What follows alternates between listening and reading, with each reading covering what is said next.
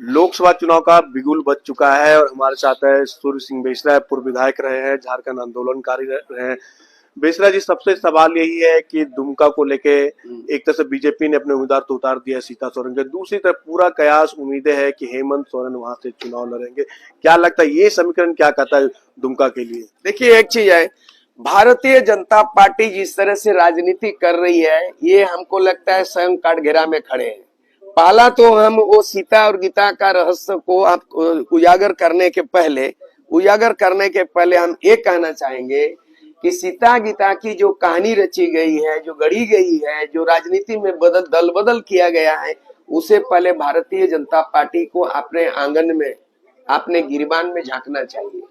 अगर आप भ्रष्टाचार के खिलाफ करते हैं, भ्रष्टाचार के खिलाफ में दो मुख्यमंत्री इस चुनाव दरमियान में दोनों गिरफ्तार हुआ। एक हो गया झारखंड के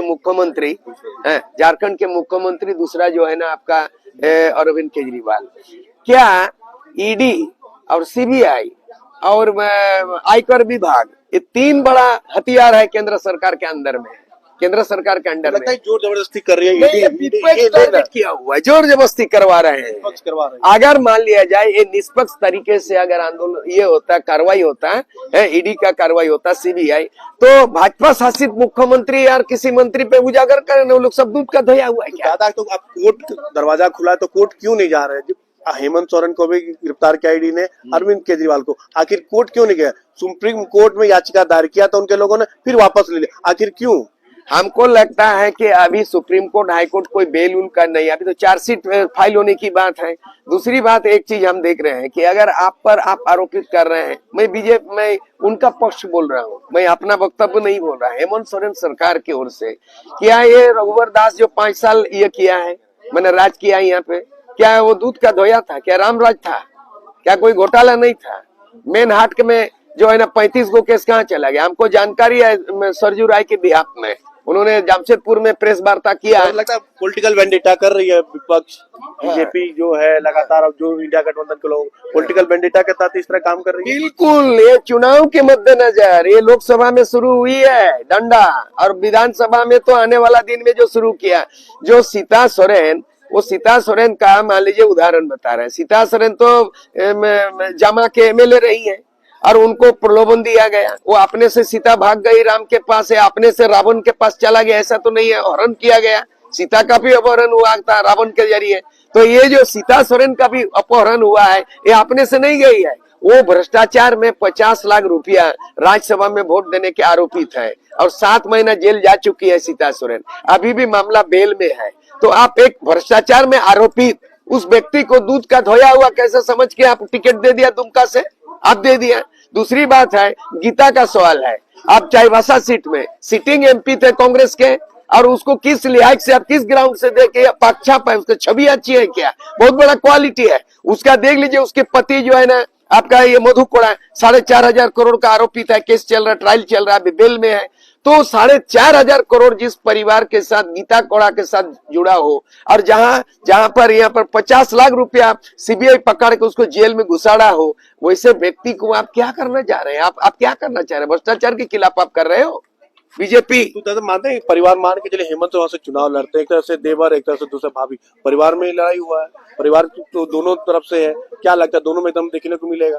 नहीं, वो तो देखने मिलेगा, लेकिन इस देखने के लिए जनता कोई नाटक थोड़ी है, ड्रामा थोड़ी है, ये नाटक तो नहीं है। लेकिन ये साधारण आदमी ये समझ रहे हैं, साधारण आदमी समझ रहे हैं कि सीता को जो जोड़ा गया, कि सीता को तोड़ा गया, यहाँ तो सीता को परिवार से तोड़ा गया और भाजपा से जोड़ा गया, ये बड़ा इंटरेस्टिंग नहीं है, एक घिनौना राजनीति का एक तो मिसाल। इस कदम को क्या सीता सोरेन जो कदम उठाई है, इसका उनको खमियाजा भुगतना पड़ेगा चुनाव के बाद, या अगर जीतती तो फिर तो मंत्री पद की भी दावेदार होगी? यहाँ से मैं भविष्यवाणी नहीं करना चाहता हूँ, जनता अदालत में उनका फैसला होगा, कोर्ट कचहरी में केस मुकदमा अदालत में फैसला होगा, कानूनी अदालत में। लेकिन चुनाव के समय में जनता की अदालत फैसला होगा कि सीता सही है, कि गीता सही है, कि भाजपा सही है, कि यहाँ पे जेएमएम की सरकार सही है। सब फैसला जनता देगी। दादा, अभी तक में कांग्रेस हो, जेएमएम हो, आरजेडी हो, अभी तक कह सकते हैं कि एक भी उम्मीदवारों का नाम उन्होंने घोषणा नहीं किया है।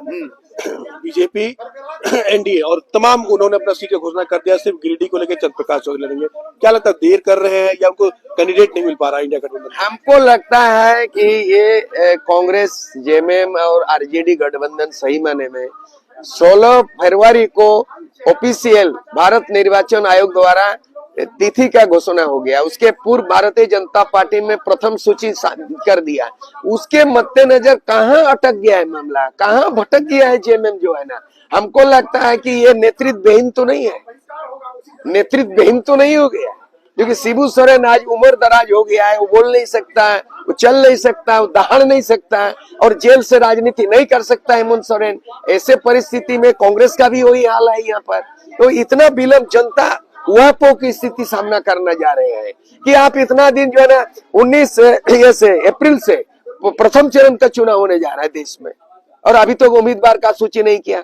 हमको लगता है कि इसमें जबरदस्ती जो है ना गठबंधन बना के जबरदस्ती, एक तो होता है जबरदस्त नेता और एक तो होता है जबरदस्ती नेता। ये जबरदस्त नेता का अभाव है इसमें, ये जबरदस्ती नेता थोपने का षड्यंत्र चल रहा है जेएमएम कांग्रेस के गठबंधन। नहीं तो इतना विलंब क्यों होगा उम्मीदवार चयन करने में, इसमें कमजोरी है। दादा इसी बात को लेकर निशिकांत दुबे ने लगातार कटाच कर रहे हैं कि अभी तो सीता गई है, आप देखते जाइए इतनी अंदरूनी कला हो जाएगी, एक दिन जो आंदोलनकारी चंपाई सोरेन है वो भी चले जाएंगे पार्टी को छोड़ के। क्या लगता है इसमें कितना सच्चाई है? नहीं, हमको लगता है चंपाई तो राजनीति में कितना चैंपियन होगा, ये तो काम चला हुआ है, ये कार्यवाहक बोला जाएगा। और ये जो है ना ये 2 है, ये हेमंत सोरेन का 2 सरकार। कैसे लोग दे दिया उसको टाइटल, शीर्षक दे दिया जाए। कोई फिल्म बनता है तो उसका बन जाता है, कोई किताब लिखा जाता है लेखक द्वारा शीर्षक होता है। लेकिन जैसे ही चंपाई सोरेन मुख्यमंत्री बना, आपने बोलने लगा मैं तो ये हेमंत 2 सरकार हूँ, मतलब हेमंत ने भ्रष्टाचार किया, आप भी कीजिएगा वही क्या। तो ये नहीं चलेगा, काम चलाव के लिए है और 2-3 महीना के लिए है। देखिए इस चुनाव के बाद 3 महीना होगा, अगला फिर विधानसभा का चुनाव है और इन लोगों के नेतृत्व में आने वाला दिन में हमको लगता है कि झारखंड मुक्ति मोर्चा जो अपना जो है ना जो पॉपुलैरिटी जो था, लोकप्रियता जो था, जो विश्वसनीय था, वो खो चुका है। और आने वाला दिन में ये जैसे परिवार बिखरते हुए दिखाई दे रहा है सोरेन परिवार, वैसे ही झारखंड मुक्ति मोर्चा भी बिखर जाएगा ताश की पत्ती की तरह। इसलिए सूर्य सिंह बेसरा जैसे आदमी, जैसे जो पढ़ता भी है, लिखता भी है, राइटर भी है, फाइटर भी है, रखता रामदयाल मुंडा नहीं बीपी केसरी। तो इस घड़ी में मैं देखता हूं तो सूर्य सिंह बेसरा को एक जानकार व्यक्ति के रूप में मेरी जिम्मेदारी बनता है कि झारखंड को बिखारते हुए बचाना। उसका घर टूट रहा है तो टूटने दो, बिखर रहा है तो बिखरने दो, मुझे झारखंड को बेचने नहीं देना है और झारखंड को बचाना है। और इसीलिए सूर्य सिंह बेसरा लोकसभा चुनाव से ही, ये चुनावी समर से ही मैं अगला मैंने विधानसभा चुनाव को भी रणनीति बना रहे हैं। तो आपके नामों की लगातार चर्चाएं थी कि सूर्य सिंह बेसरा जेएमएम में शामिल हो रहे हैं, फिर विराम लग गया, आखिर क्यों? मैंने कहा है ना, जिस तरह से उनका घर में घुसपैठ कौन किया है, जैसे हम लोग होता है भारतीय जनता पार्टी क्या बोलता है, घुसपैठों को बाहर निकालो। भाई प्रफुल्ल महंत तो जब 1985 में मुख्यमंत्री थे तो 86 में मैं एमए पास करके मैं यही रांची से एमए पास किया, संथाली में सीधे उड़ान मारा, आसाम गया।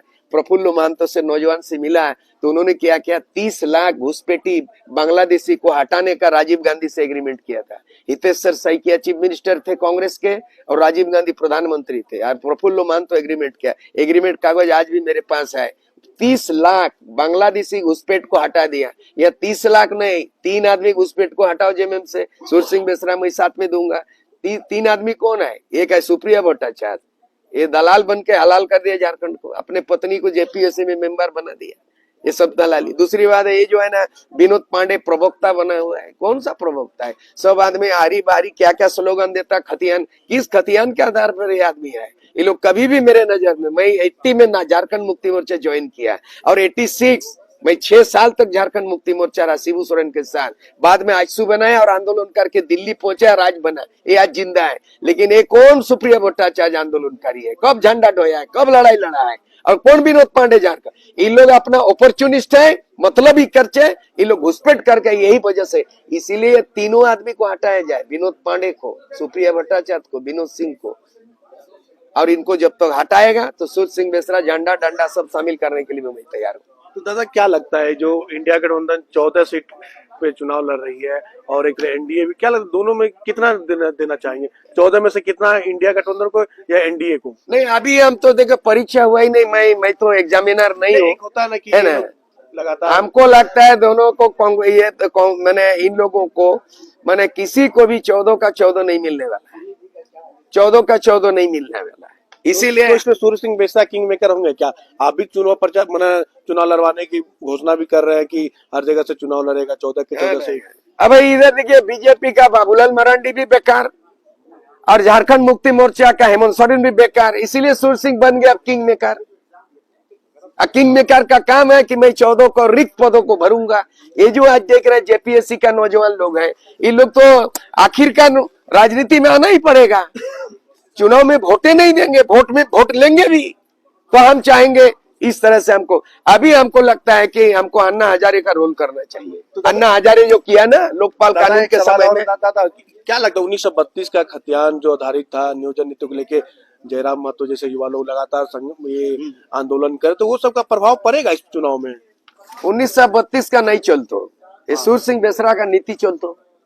सूर्य सिंह बेसरा ने कहा ना 32 का ना 64 का होगा। 1982 में अविभाजित बिहार ने उस समय किया था, जिला के आधार पर अंतिम सर्वे में जिन व्यक्ति के खतियान में उनका नाम अंकित है या पूर्वजों का नाम अंकित हो, उसी व्यक्ति को उस जिला का स्थानीय व्यक्ति बोला जाएगा। स्थानीय व्यक्ति करने का मतलब है नौकरी देने का नहीं है, नौकरी तो एसटी एससी ओबीसी का संविधान में आरक्षण अलग है। स्थानीयता का मतलब है यहाँ का मूलवासी कौन है, तो खतियान के आधार पर होगा।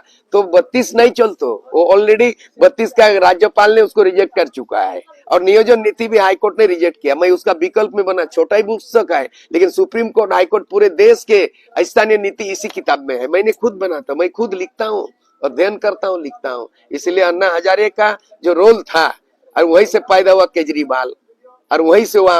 अब इस चुनाव के समर में अन्ना हजारे की तरह रोल करूं, मैं चुनाव लड़ू ना, चुनाव लड़ाऊंगा, झारखंड को बचाऊंगा। अंतिम सवाल रहेगा बेसरा जी, प्रधानमंत्री लगातार कर रहे हैं चुनावी सभा में 400 पार एनडीए गठबंधन, क्या लगता है इस बार का सिनेरियो कैसा, क्या लगता है 400 पार का जो लगातार वो हुंकार भर रहे हैं वो कितना कामयाब हो पाएंगे?